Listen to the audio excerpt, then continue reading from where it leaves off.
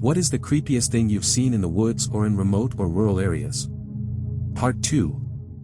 Not sure if this is the kind of story you're looking for, but it's a fun one to tell, so here you go. I used to work in low-income home weatherization, basically giving free stuff away to help lower electricity and gas bills and make the home more comfortable for people who really needed it, installing doors and insulation and so forth. One step in qualifying a home is testing combustion appliances to make sure they're not emitting carbon monoxide into the living space, because if they are and we seal up the house, we could put the whole family at risk. During a pre-inspection of a home on the outskirts of the city, I asked to see the owner's water heater. He told me that it's in the basement, which is fairly normal, and I told him I had to inspect it before work could start. So, he went into the kitchen and started moving the refrigerator. Turns out the entry into the basement was underneath carpeting beneath the fridge. I should note that I went and did thousands of homes over the years and had never seen such a thing.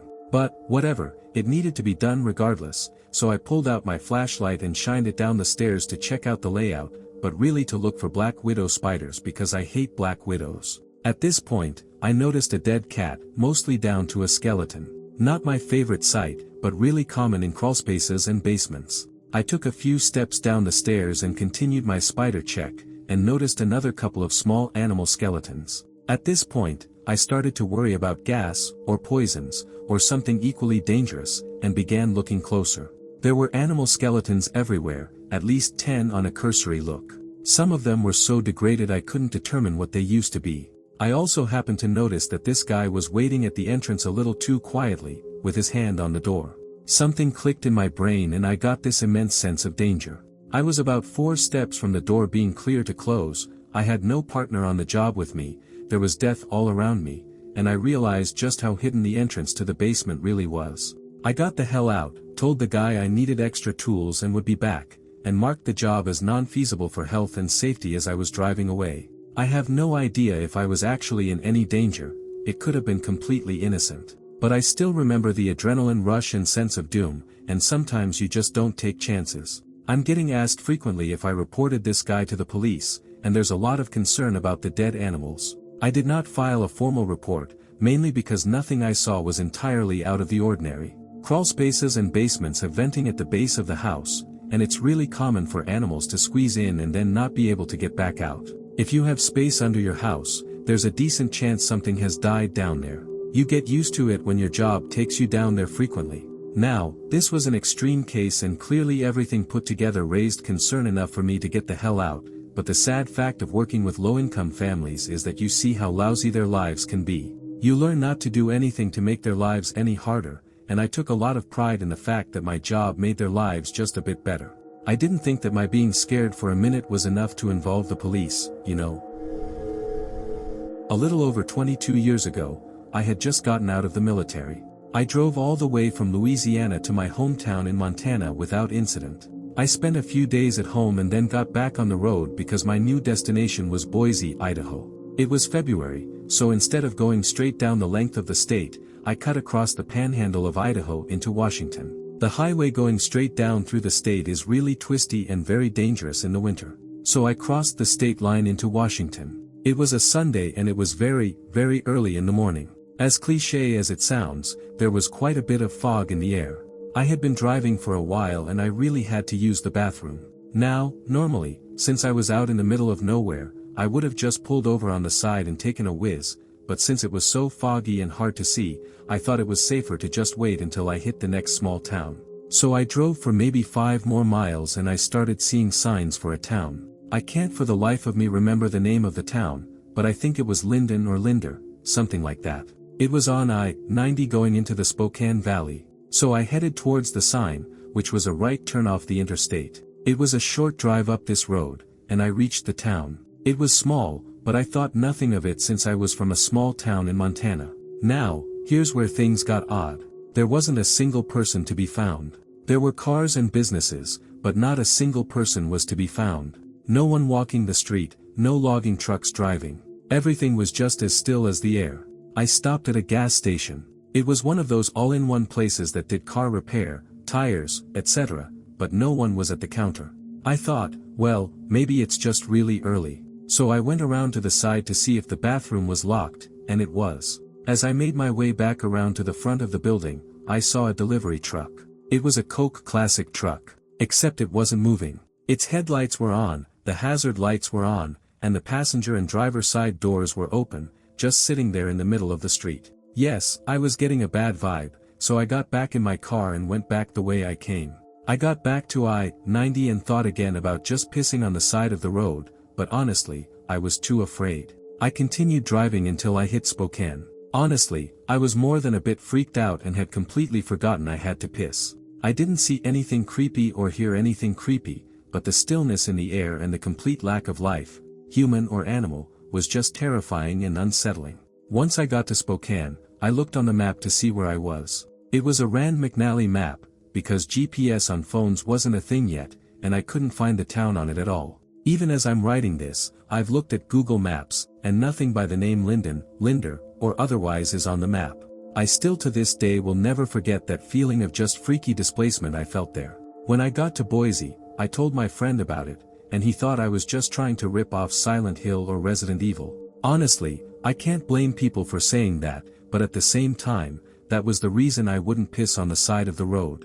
I kept recalling the part in Resident Evil 1 where the hikers were killed by the murderous dogs. Anyway, if you've stuck around this long, thanks for reading. And if you know of a town on Highway 2 between Coeur d'Alene, Idaho, and Spokane, Washington, please let me know.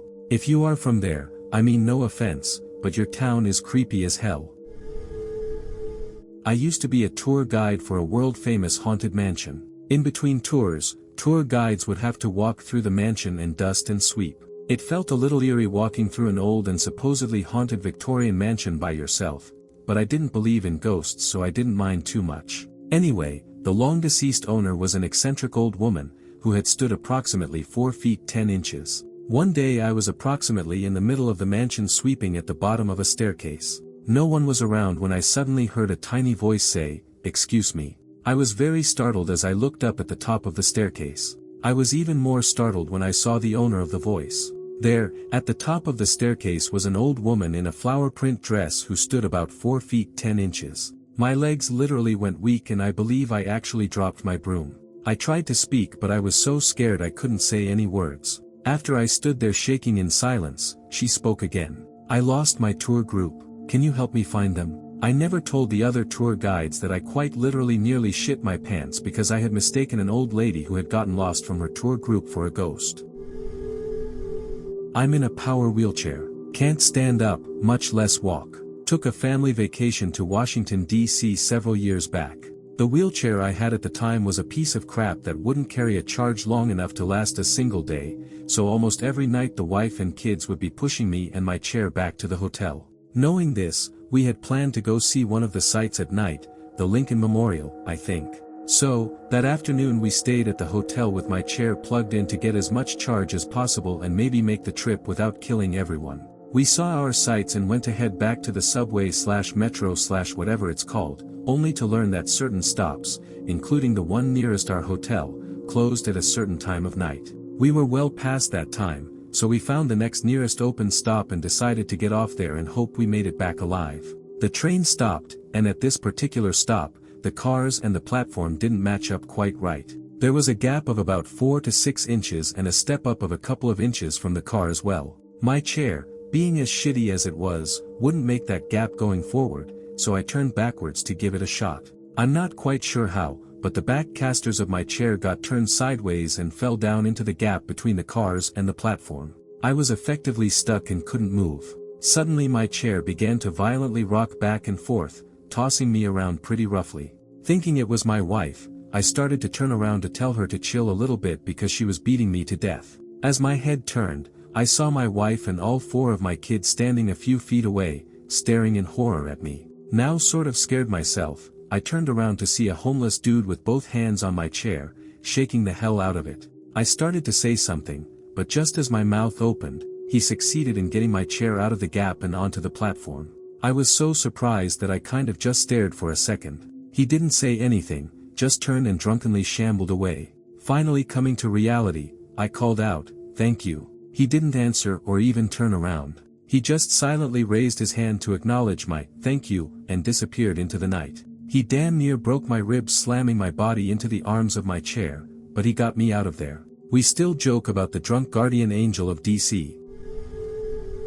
This happened to a close friend of mine and me when we were camping in the hills of Buena Vista, Colorado. We work at an outpost that takes groups on week-long backpacking trips, so we were glad to go out on our own for once. One night around 2 or 3 a.m., we were woken up by flashes of light that we could see through our eyelids but never saw when we looked clearly. We assumed it was lightning in the distance, so we paid little attention to it and closed our eyes. This continued for about 15 minutes until it stopped. It doesn't get creepy until the next morning. Neither of us mentioned the light just because we assumed again that it was lightning and nothing out of the ordinary. My buddy and I were sitting outside our tent waiting for water to boil when his face went white like he'd just seen a ghost or a dead body. He was looking at his phone when this happened. I asked, "What's wrong?" And he couldn't speak. He was petrified. I walked over to see what he was looking at and I understood his terror.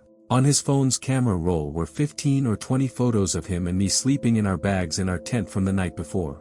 Needless to say, we packed up faster than you'd think possible and jogged our way out of there at blistering speed. First time I ever went hiking or camping alone.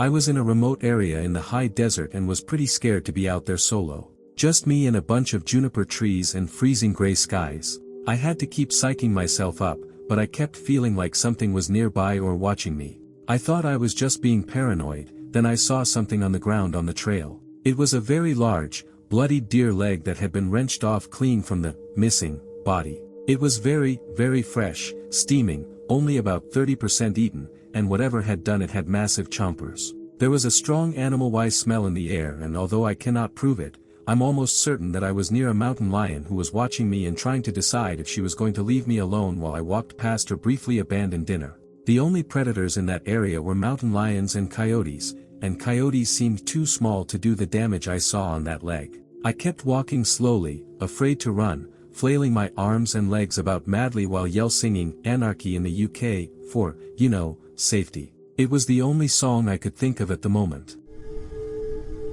We went on a mountain hike in Transylvania with a group of friends from school, and way up, after maybe 12 to 14 kilometers of trekking, we saw a house. It was in the middle of nowhere. It had a barn with a few animals, a couple of cows, chickens, etc. As we got closer, we saw a few people, a guy and 5 to 6 women. Not sure if there were more inside. The dude came to greet us, barely speaking the language. We had a hard time understanding what he was saying. They lived without electricity, gas, anything.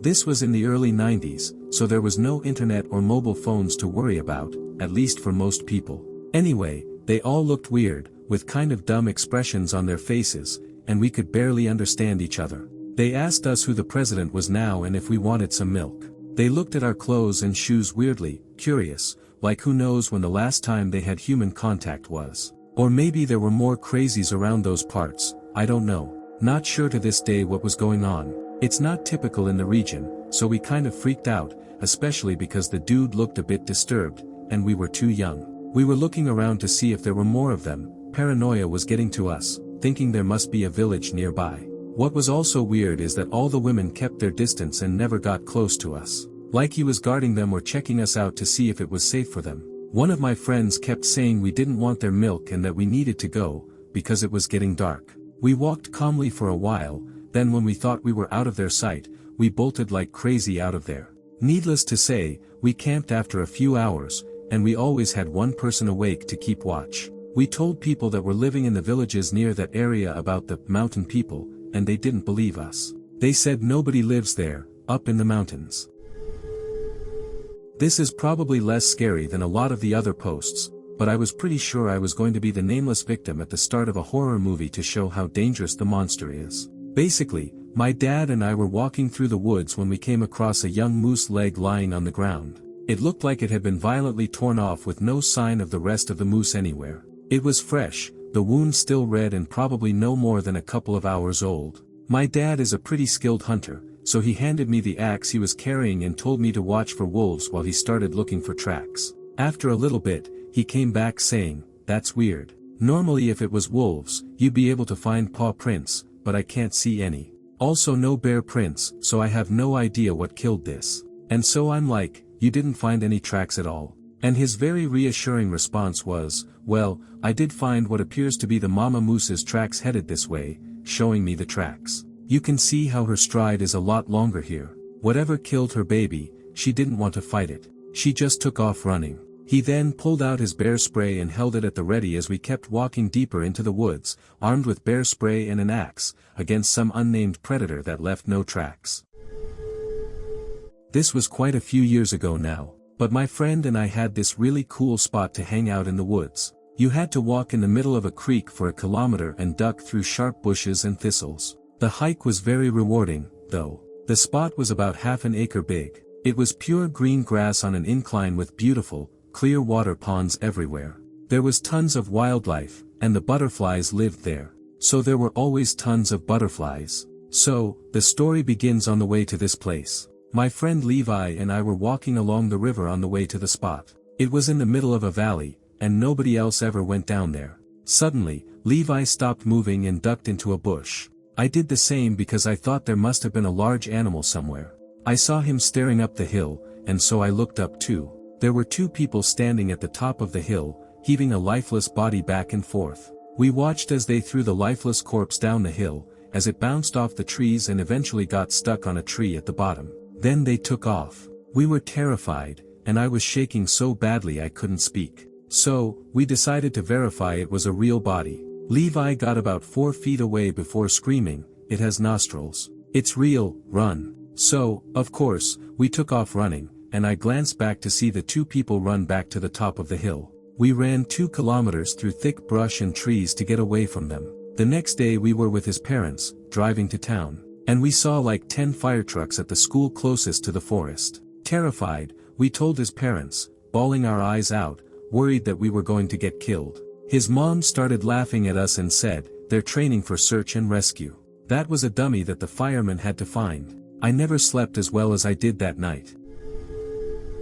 My friend and I were chilling in the woods one day back in high school and saw a dog walking by, later followed by this kid. He looked troubled, so we asked if he needed help. He obliged, telling us he was dog sitting for his friend and the dog got loose. So we spent a good hour following this dog and kid around, going deeper and deeper into the woods. Eventually, I finally got the dog to come to me, but it wasn't wearing a collar, so I wasn't able to get a hold of it. My friend and I looked away for just a few seconds to discuss strategy, and when we turned back around, the boy and the dog were both gone. It was like they completely vanished. Keep in mind it was autumn, so any footsteps could be heard from quite a ways off. But it was just silent. Not a single trace of them anywhere. We still don't really know what happened. Maybe they ran away really quick.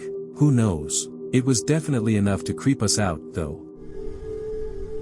To get back home from a popular kebab restaurant, I need to walk a short path through the woods. Along the way, there is an extremely old, abandoned, partially collapsed chapel, and occasionally I'll stand there for a few seconds admiring it. It's quite beautiful in its own way. One day during the winter, I decided to rest there for a minute, so I placed my kebab on the bench right next to the chapel and just stood there taking in the scenery. It was already rather dark and the woods were almost completely silent, but right as I was about to continue my walk, I heard footsteps rapidly getting louder. It was a child running towards me, and as soon as the child realized I was there, it started to repeatedly scream, "Run, he is coming," or variations of that same sentiment. I was a bit perplexed by the situation, so I watched the child run past me without moving an inch myself.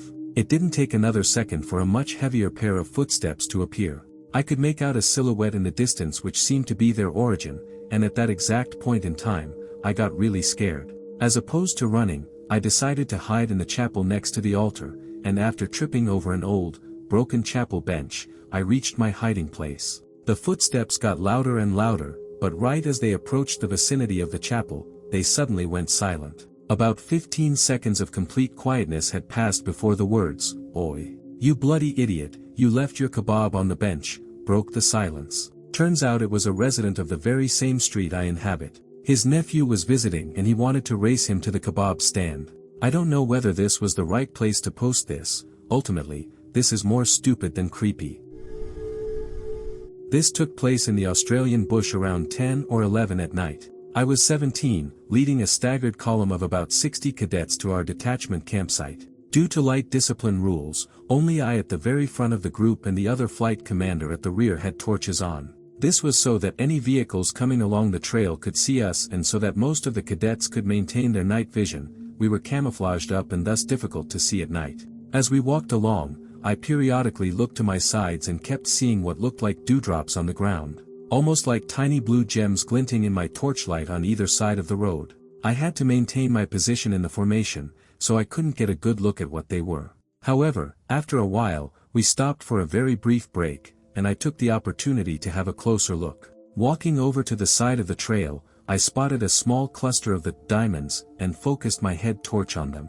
Rather than seeing diamonds or dewdrops or anything remotely pleasant, I instead saw a group of about 5 large spiders just crouching in the leaf litter and staring at me. They looked like huntsmen's, which are about the size of an adult's hand. Sweeping my head around, I realized there were thousands of them, all over the ground, some on the trunks of trees, and everywhere around me, glaring at the light affixed to my head. I had a very brisk walk back to the formation and attempted to play it cool while screaming in my head. Being a massive arachnophobe, I have no idea at all how I managed to set up a tent and spend the next week in that cursed forest.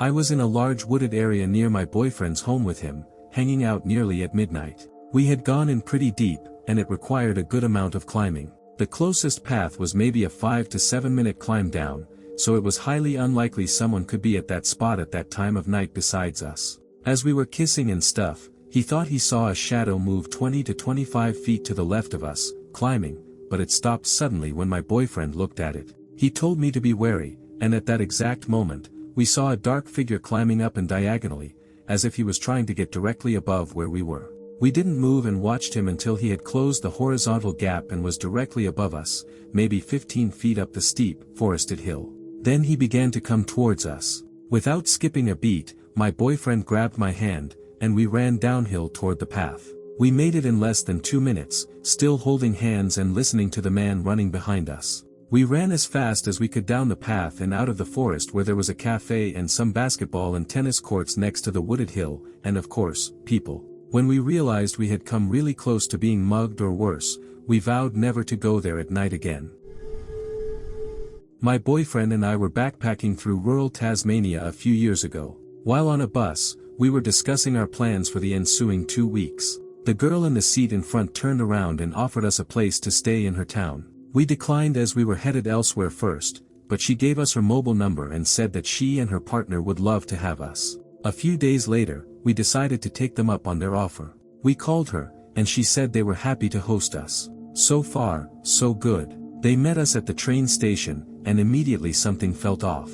It's really difficult to explain, but it's that primal, ineffable feeling in your gut that tells you that something isn't right. We ignored our guts and followed them. They led us straight out of town. We asked them where we were going, and they said that they lived on the outskirts. This town was creepy as hell. It's an old mining town that has been largely abandoned, and as we walked the 15-odd minutes to their home, the houses got more run down, with boarded-up windows, overgrown gardens, and no people in sight. Eventually, we reached the house at the very end of the town. It was their house. We went in. Set up in the middle of the living room was a single mattress with a sheet hanging around it. They showed us around the house except for one door which stayed closed. When I asked what was behind it, they pretended not to hear. Our room had a made bed, a chest of drawers, and looked like a normal room. It seemed weird that they slept on a mattress in the living room when they had a guest room. We went back into the living room and looked around. Knives. A lot of knives. My boyfriend asked if they went hunting. They said they didn't. The partner handed one of the knives to my boyfriend and asked him to open it. It was a massive Bowie knife with what looked like bloodstains around the edges of the blade. My boyfriend laughed awkwardly and set it down. They had a tattoo gun, they said, to practice. My boyfriend asked if they had any tattoos. Their answer was negative. There was a small axe at the door. I asked if they collected wood. They said no. Suddenly, the guy said he wanted to go to the shops. We agreed quickly because we were creeped out and wanted to get back into the town. The 4 of us left and they started walking in the opposite direction of the town. I said that the town was back the other way. The guy said this way would be more interesting because it went up through the trees. He said that they had never been up the mountain before but he knew the area and it would take the same amount of time. I told my boyfriend that I was freaking out, but he thought it was okay. We followed them into the trees. The path went up the mountain. We were going in the total opposite direction of the town. The girl turned around to her partner and whispered, "So where was the place again?" My boyfriend and I froze. I said I wanted to take the road back to town and started walking. When the four of us arrived in the one shop in town, no one recognized the couple. And this is a really small town. We made an excuse that we wanted to go look at sights and that we'd catch up with them later, and instead booked a hotel room and freaked out. I did some snooping on the area. Their house had an extra room, behind the mystery door, and a basement. The path that we were taking led straight out of town and up the mountain. There was no way it could loop back into town. So yeah, I'm pretty sure we narrowly avoided being murdered. Or maybe they were just massive weirdos. To be honest, the creepiest thing was the fact that there was no drug paraphernalia at all. The state of the house and the weird behavior would have been understandable if they were intoxicated, but that wasn't the case.